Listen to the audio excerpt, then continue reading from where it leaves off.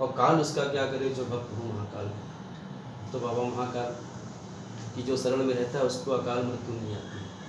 अभी लेटेस्ट एक हम लोगों की जानकारी में एक प्रकरण आया था, क्या कानपुर वाला। अच्छा, गया तो था, गया था लेकिन अकाल मृत्यु देखी नहीं हुई उसकी।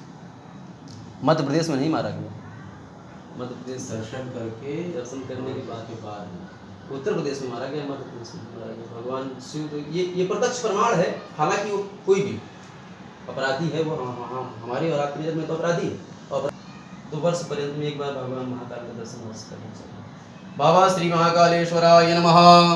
कावेरी का नर्मदयो पवित्रे समागमे सज्जनतारणाय सदैव मान्ध्रातपदे वसन्तम् ओंकारमीशं शिवमेकमीडे। बाबा श्री ओंकारेश्वराय नमः।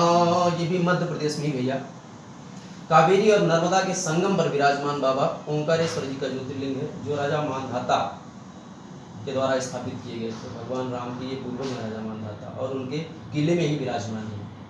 ये भी सर उज्जैन के पास ही पड़ता है। हाँ, उज्जैन से पास है। बाबा श्री ओंकारेश्वराय नमः। पूर्वोत्तरे प्रज्वलिका निधाने सदा वसन्तं गिरिजा समेतं सुरासुराराधितपादपद्मं श्रीवैद्यनाथं शरणं प्रपद्ये। बाबा श्री वैद्यनाथाय नमः। पहले बिहार में थे, अब झारखंड में चले गए। बाबा वैद्यनाथ जी का ज्योतिर्लिंग, जहाँ पर भोलेनाथ गिरजा जी के साथ विराजमान है, सदा वसंतम गिरजा समेतम। और वहाँ की ऐसी मान्यता है, देवघर झारखंड में, वहाँ की ऐसी मान्यता है कि जिस लड़के का या जिस लड़की का विवाह ना हो रहा, वो दर्शन कर ले वर्ष पर्यंत उसका विवाह हो जाए। क्योंकि वहाँ पर अब आप जाएंगे जब भी, तो आप वहाँ पर एक क्रिया होती है। मंदिर के शिखर, गौरी जी का मंदिर और भगवान शिव का आमने सामने मंदिर है, उन शिखरों से जो है, शिखरों को तागे से मिलाया जाता है। और ये क्रिया करने से वर्ष पर्यंत ही उस लड़के का लड़की का विवाह हो जाता है। बाबा श्री वैद्यनाथाय नमः। या मे सदंगे नगरे तिरम में विभूषितांगम विविधैश्च भोगै सद्भक्ति मुक्तिं प्रदमीशमेकं श्रीनागनाथं शरणं प्रपद्ये। बाबा श्री नागनाथाय नमः। गुजरात में ही द्वारकापुरी के पास विराजमान है बाबा नागनाथ जी का ज्योतिर्लिंग है, महाराष्ट्र का बॉर्डर। शायद मैं गया हूँ, क्योंकि द्वारका गया था सोमनाथ फर्स्ट टाइम, तब शायद दर्शन किया नागनाथ जी का। बाबा श्री नागनाथाय नमः। महाद्रिपार्श्वे चटते रमन्तं सम्पूज्यमानं सततं मुनीन्द्रैः सुरासुरैर्याक्षमहोरगाद्ये केदारमीशं शिवमेकमीडे।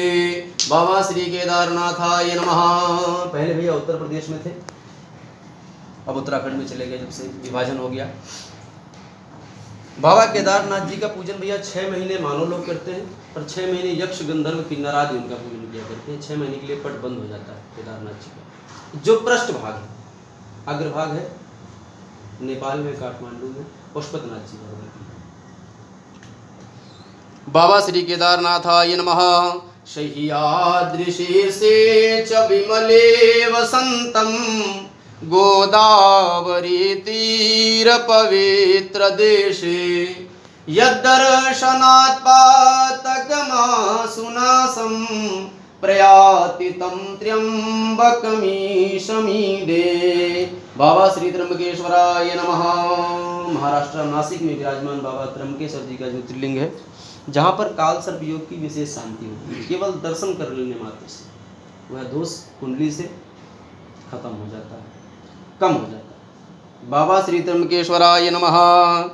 श्रुताम्रपर्णी जलराशि योगे निबद्ध सेतुं विशिखैरसंख्यै श्रीरामचन्द्रेण समर्पितं तं रामेश्वराख्यं नियतं नमामि। बाबा सेतुबंधे श्री रामेश्वराय नमः। तमिलनाडु में समुद्र के किनारे विराजमान बाबा रामेश्वर जी का ज्योतिर्लिंग है, जिसकी प्रतिष्ठा मर्यादा पुरुषोत्तम भगवान श्री राम के द्वारा की गई और महापंडित रावण के द्वारा स्थापित कराई गई। तो अध्यात्म रामायण में भैया यह चर्चा है, बताते हैं कि बिना पत्नी के धर्म नहीं हो सकता। तो राम ने जब संकल्प किया कि मैं भगवान शिव माने अपने इष्ट का शिवलिंग यहाँ पर स्थापित करूंगा, तो उनके पास सीता जी नहीं थी, सीता जी लंका में थी। तो रावण के पास संदेशा भेजा गया। तो रावण बहुत बड़ा शिव भक्त, शिव के अलावा और किसी देवता का पूजन होता तो शायद नहीं आता। तो रावण ने सोचा कि मेरे भगवान शिव इष्ट हैं, मैं उनकी जो प्रतिष्ठा कराने अवश्य जाऊंगा, लेकिन राम के पास तो उनकी भार्या नहीं है। तो रावण स्वयं माता सीता को लेकर के आए थे और रामेश्वर भगवान की स्थापना हुई और पुनः माता सीता रावण के साथ लंका वापस गई। यह अध्यात्म रामायण में चर्चा है। बाबा श्री रामेश्वराय नमः।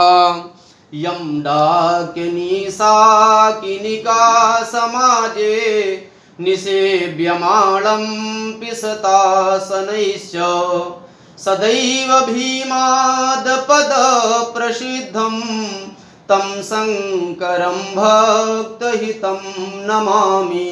बाबा श्री भीमशंकराय नमः। महाराष्ट्र में ही पूना से उत्तर विराजमान बाबा भीमशंकर जी का ज्योतिर्लिंग है। ऐसी मान्यता है कि भीम के द्वारा स्थापित किए गए। बाबा श्री भीमशंकराय नमः। सानन्दमानन्दवने वसन्तं आनन्दकन्दं हतपापवृन्दं वाराणसीनाथमनाथनाथं श्रीविश्वनाथं शरणं प्रपद्ये। बाबा श्री काशी विश्वनाथाय नमः। उत्तर प्रदेश में एकमात्र ज्योतिर्लिंग बाबा काशी विश्वनाथ भगवान जी का, जो अनाथों के नाथ हैं भैया जी। और कहाँ विचरण करते हैं? बाबा आनंद वन में विचरण करते हैं। और कहा गया कि हत पाप वृंदम, एक तो पाप होता है, पाप का झुंड होता है, जो पापों के झुंड का समन करते हैं, ऐसे भगवान शिव हैं। बनारस में भैया जितना पुण्य है उतना पाप भी है, उससे कहीं अधिक पाप है। अब तो जो भी हो, पहले जो है बनारस की कई चीज़ें फेमस हुआ करती थी। बनारस की सुबह जो है वेद मंत्रों से होती है और शाम तो भगवान ही जाने क्या होती है। तो काशी में जितना पुण्य है उतना पाप भी है, लेकिन भोलेनाथ दोनों को बैलेंस में रखते हैं। और काशी का कुछ क्षेत्र है वह प्रलय काल में भी नष्ट नहीं होगा, क्योंकि काशी का जो क्षेत्र है भगवान शिव ने अपने त्रिशूल पे जो काशी को बसाया। अद्भुत नगरी है, आप गए हैं होंगे वहाँ। तो वहाँ का, अभी मैं तो पिछले साल ही गया था भैया, मुझे वहाँ का एटमॉस्फेयर बहुत गजब लगा। वहाँ का रहन सहन, बोली भाषा और वहाँ का जो प्राकृतिक सौंदर्य मुझे तीन साल बाद नहीं पहचान पाएंगे। हाँ। अगर अभी गए हैं लेटेस्ट, हाँ, मैं पिछले वर्ष गया था। हाँ, अभी हम जल्दी होके आए हैं। 3 साल बाद आप पहचान नहीं पाएंगे उस एरिया को। अच्छा, मुझे बहुत अच्छा लगा। हालांकि हम लखनऊ में रहते हैं, मुझे जो 14-15 साल हो गया, कभी सौभाग्य प्राप्त नहीं हुआ। हालांकि हम लोगों की यूनिवर्सिटी भी वहीं है बनारस में, तो अब नहीं जाना हुआ, लेकिन पिछले वर्ष जो भगवान कृपा हुई में गया, मुझे बहुत अच्छा लगा। बहुत जोरों से चल रहा है। हाँ, चल तो रहा है, सब इनकी इच्छा से है। बाबा श्री काशी विश्वनाथाय नमः। इलापुरे रम्य विशाल केस्मिन् समुल्लसन्तं च जगद्वरेण्यं वन्दे महोदारतर स्वभावं घृष्णेश्वराख्यं शिवमेकमीडे। बाबा श्री कृष्णेश्वराय नमः। महाराष्ट्र में ही औरंगाबाद के पास वेरुन गांव में विराजमान है बाबा कृष्णेश्वर जी का ज्योतिर्लिंग, आपको दर्शन प्राप्त है। बाबा श्री कृष्णेश्वराय नमः।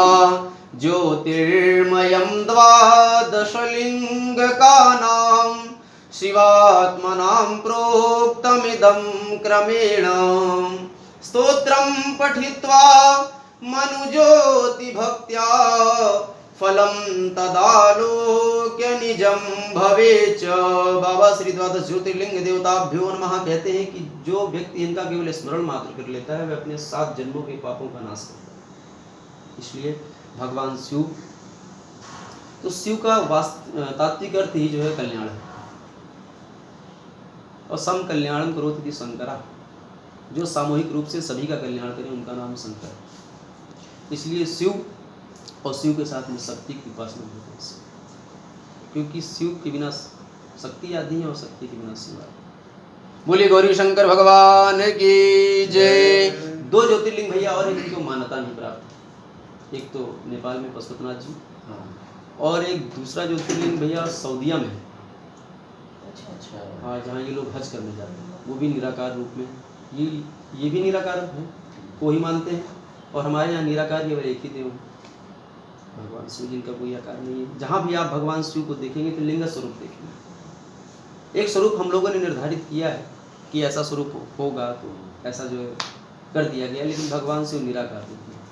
आकाशे तारकम लिंगम पातालम हाटकेश्वरम मूर्तिलोके, तो लिंग का तो कोई आकार ही नहीं है, निराकार रूप में। तो भगवान से प्रार्थना करिए कि जिस निमित्त हम यह अनुष्ठान आपकी कृपा से मेरे घर में संपादित हो रहा है, यह मेरा अनुष्ठान पूर्ण हो, ऐसी आपसे प्रार्थना है, ऐसे आपसे निवेदन। ओम नमः सर्वहितार्थाय जगदाधार हेतवे साष्टांग प्रणमामि वै प्रयत्नेन मया कृता। नमः पार्वती पतये हर हर महादेव।